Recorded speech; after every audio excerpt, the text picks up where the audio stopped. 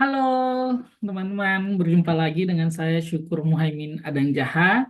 Dan pada kesempatan kali ini saya akan membagi sedikit pengalaman saya berkaitan dengan apa yang sedang saya jalani saat itu, yaitu saat ini, yaitu pelatihan dasar CPNS gitu ya. Jadi pelatihan dasar CPNS ini teman-teman adalah rangkaian bagi seorang CPNS untuk mendalami dirinya sebagai seorang CPNS itu sendiri gitu. Jadi Latsar CPNS ini saya berada di angkatan 14 pada tahun 2024 ini, dan Latsar CPNS ini dilaksanakan oleh atau dilakukan oleh Badan Kepegawaian dan Pengembangan Sumber Daya Manusia Region Pemerintahan Provinsi Bali itu.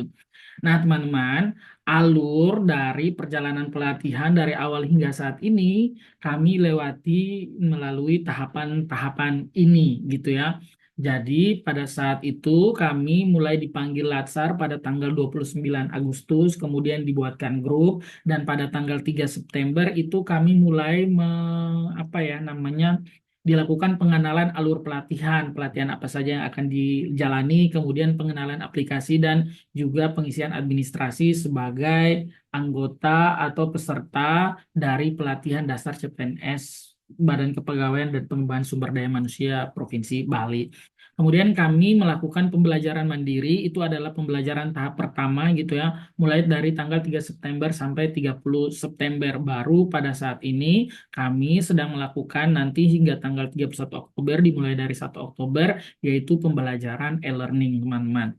Jadi pada pembelajaran mandiri itu kami diberikan materi untuk apa namanya belajar secara mandiri melalui aplikasi yang namanya MOCC gitu. Materinya yang dibagikan apa saja? Materi yang dibagikan yaitu sikap perilaku bela negara, nilai-nilai dasar PNS, kedudukan dan peran PNS dalam NKRI, habituasi, dan juga evaluasi akademik yang punya nilai minimal kelulusan yaitu 70. Jadi di bawah 70 itu kemudian tidak dinyatakan tidak lulus. Nah, materinya berupa apa? Materinya itu berupa bahan bacaan gitu. Ada PDF-nya. Namun, teman-teman untuk mempermudah teman-teman dalam memahami apa yang dibahas dalam modul PDF, dibagikan juga materi PowerPoint-nya. Sementara itu, di lain itu juga teman-teman dibagikan materi dalam bentuk video. Sangat membantu untuk memahami materi dalam pembelajaran mandiri ini. Pembelajaran mandiri dan nanti rangkaian pembelajaran lain itu sebenarnya sedang berusaha untuk membentuk teman-teman sebagai seorang CPNS yang memiliki nilai berakhlak gitu, berorientasi pelayanan, akuntabel, kompeten, harmonis, loyal, adaptif, dan kolaboratif. Dan apa yang telah saya jalani ini apa kemarin pembelajaran mandiri ini sangat dan cukup mudah bagi teman-teman untuk memahami pembelajaran mandiri ini. Tergantung diri teman-teman, apakah teman-teman itu orang yang bertanggung jawab ketika telah diberikan tugas untuk belajar secara mandiri, teman-teman jalani dengan benar atau tidak. Sebenarnya jika teman-teman fokus dan benar-benar berusaha, teman-teman akan kemudian mampu memahami dengan baik dalam pembelajaran mandiri ini teman-teman. Demikian seperti itu gitu ya kemarin evaluasi akademiknya, dan alhamdulillahnya saya lulus gitu, nilainya tidak di bawah 70 lah ya. Kemudian setelah dari pembelajaran mandiri itu teman-teman, dan saat ini yang sedang kami lakukan adalah pembelajaran learning gitu. Apa saja yang dipelajari dalam pembelajaran learning tidak terlepas sebenarnya dari pembelajaran tahapan pertama pembelajaran mandiri itu ya teman-teman. Kita juga belajar tentang sikap perilaku bela negara, nilai-nilai dasar PNS, kedudukan peran PNS, dan habituasi. Namun kemudian skema pembelajarannya yang kemudian berbeda. Jadi dalam pembelajaran e-learning ini kami dipandu dan dilatih oleh dua orang. Yang pertama adalah tutor yang dituju dari BKPSDM pemerintah Provinsi Bali, dan kemudian juga mentor yang dari pimpinan lembaga kami gitu. Nah, dalam pembelajaran e-learning ini teman-teman yang diajarkan oleh tutor dan mentor itu dia ada dua jenis pembelajaran teman-teman. Ada pembelajaran sinkronus dan juga asinkronus. Pembelajaran sinkronus itu adalah pembelajaran tatap muka via Zoom, teman-teman, yang diajarkan oleh tutor, diberikan materi oleh tutor gitu ya. Kemudian pembelajaran asinkronus adalah pembelajaran yang diberikan tugas oleh tutor gitu ya, untuk pengembangan diri teman-teman dalam memahami materi yang telah diberikan. Jadi sinkronus itu tatap muka bersama tutor lewat Zoom dan asinkronus itu adalah pengembangan diri dari tugas-tugas yang diberikan. Nah, mentor di sini dia ini bertanggung jawab untuk memberikan pemahaman kepada kami dalam ini konteks lembaga dan juga sebagai monitoring kepada kami untuk benar-benar menjalani atau menjalankan tugas pada saat asinkronus. Nah, izinkan saya untuk kemudian men-share sedikit apa yang menjadi apa namanya pemikiran saya terkait kelebihan dan kekurangannya gitu ya.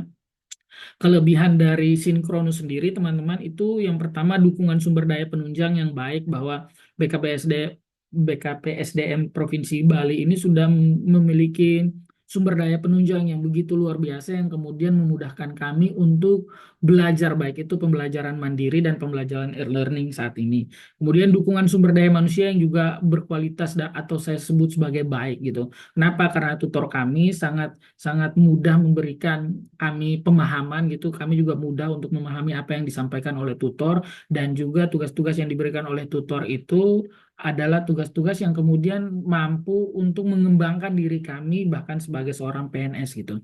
Kemudian kemudahan akses bahwa ini BKPSDM Provinsi Bali sudah sangat adaptif dalam menerapkan ini apa namanya perkembangan zaman saat ini bahwa pelatihannya sudah sangat ini menjawab kebutuhan kami. Kekurangannya adalah dualisme tugas dari tutor kami gitu ya bahwa dia tidak hanya ini apa menjadi tutor tapi dia juga tidak terlepas dari tugas dan tanggung jawab lembaga sehingga kadang kami sulit untuk menyesuaikan waktu bersamaan dengan tugas dari lembaga yang diberikan oleh tutor gitu. Tapi semoga kami punya mekanisme-mekanisme dan sistem lain untuk menutupi kekurangan tersebut. Sementara dari segi asinkronus, teman-teman, kami punya kelebihan nih. Kelebihannya yaitu adanya dukungan kebijakan pimpinan kami yang memberikan ruang bagi kami untuk bisa mengikuti latsar dengan baik. Kemudian sumber daya manusia yang dilatih baik, yaitu teman-teman saya semuanya punya tanggung jawab yang besar, punya pemahaman yang baik juga sehingga alur-alur pelatihan seperti ini dapat berjalan dengan sangat baik dan bagus. Kemudian tugas yang aktual dan inovatif sebagaimana yang sudah saya apa sampaikan kepada Tami, nih saya sampaikan tadi bahwa di dalam asinkronus itu diberikan tugas dan ternyata tugasnya sangat aktual dan inovatif guna menunjang dan mendukung pengembangan diri kami gitu. Dan kekurangannya ya pembebanan tugas yang tidak dibebaskan. Jadi kami dalam mengikuti latsar ini kemudian tidak dibebas tugaskan sehingga dalam melakukan atau melaksanakan tugas yang diberikan kemudian kami harus berusaha untuk bisa apa menyesuaikan diri dengan ini waktu yang ada dan juga tugas-tugas yang juga tidak terlepas tadi gitu.